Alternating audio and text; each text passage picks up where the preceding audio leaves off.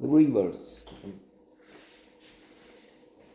William Faulkner, winner of the Pulitzer Prize. The book, the novel, and William Faulkner, of course, winner of many awards, the most prestigious of which would be the Nobel Prize for Literature. However, I was reading in fact, I heard on a podcast of The Economist about the Nobel Prize, the fact that it's quite a dubious affair sometimes. Imagine, at least in science. Well, it should be in literature.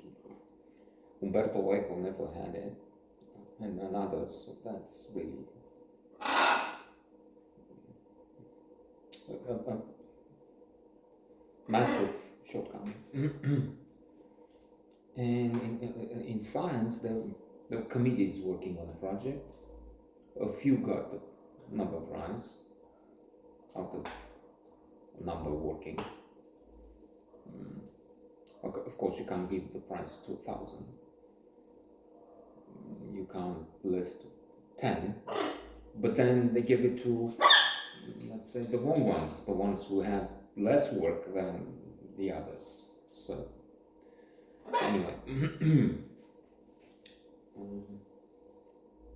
this is a wonderful novel, and Faulkner is one of the deserving winners, laureates, and so this is also when I was happy to see, when compared with the others that are wondrous, phenomenal books, but more difficult, darker.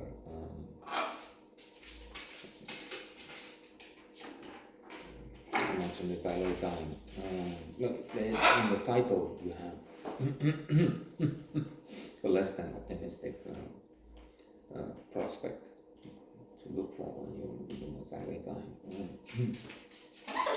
Absalom. Somehow to mind, what comes to mind is the fact that in one of those, is it Absalom? Wisteria is mentioned. Because we have one. It's over there in the corner. Wonderful climbing plan. We have this, and it's there in the book, and this is it. Climbing up the house, which I would like here, but I'm not allowed by a higher authority. That means the spouse.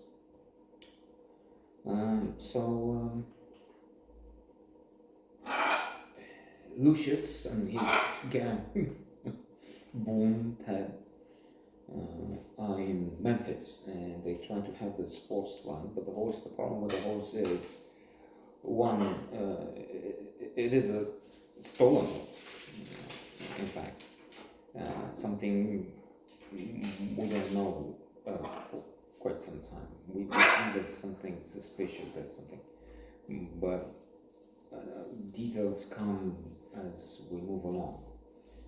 And then, two, the horse has been exchanged for the automobile, or motor car, as it were. So we have a massive problem here. They have driven the car and went missing, and a lot of trouble is to be expected as they return and face the boss, godfather to Lucius, and employer to Boone, Ted. But to go with no car at all, that means catastrophes in waiting.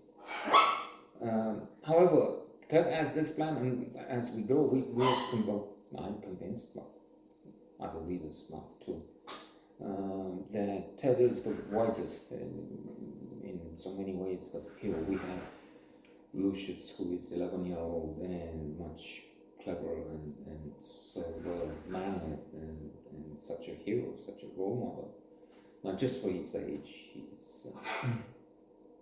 He promised his integrity, his bravery, his resilience, his curiosity. He has so many character strengths, and he has promised his mother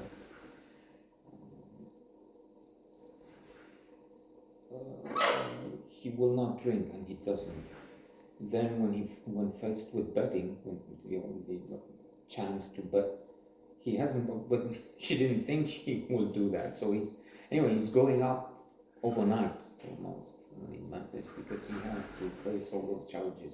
He's taken to this boarding house, as it was called, where the women are outstanding. Miss Reba, she's in charge.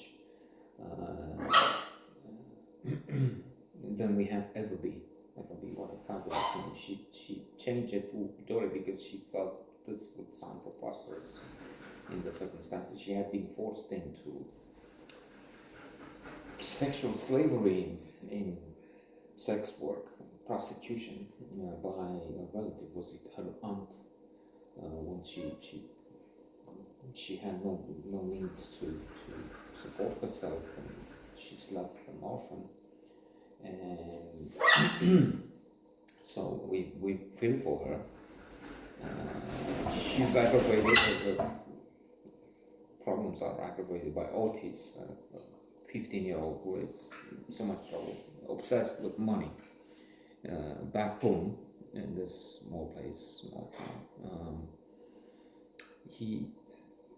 when Everby was forced into having sex with men, to make money, he made a hole in the wall, and he charged people to come and watch sex happening. And here he's blackmailing Everby to telling others about her real name. And he's obsessed, but he has a knife fight with Lucius, because Lucius is getting fallen in love for the first time with Everby, and when her honor is called into question, he's trying to defend it, and Otis pulls out, and Lucius has 4 fingers cut. And then he has to be the jockey in the holsters because Otis is too afraid. Eventually we see that. A lot is going on. Boone has a fight with Butch, who is a villain in the story. Man of the law, he has a badge and abuses it, blackmailing eventually Everby into having sex with him, putting some of our friends in jail, and all in a glorious, outstanding, overwhelming novel, which proves yet again the truth of what Umberto Eco has said, something like, those who don't read have their life. Those who read have the chance to live 5,000 lives. This is eternity in reverse, or something like that. Not in reverse, but some sort of eternity.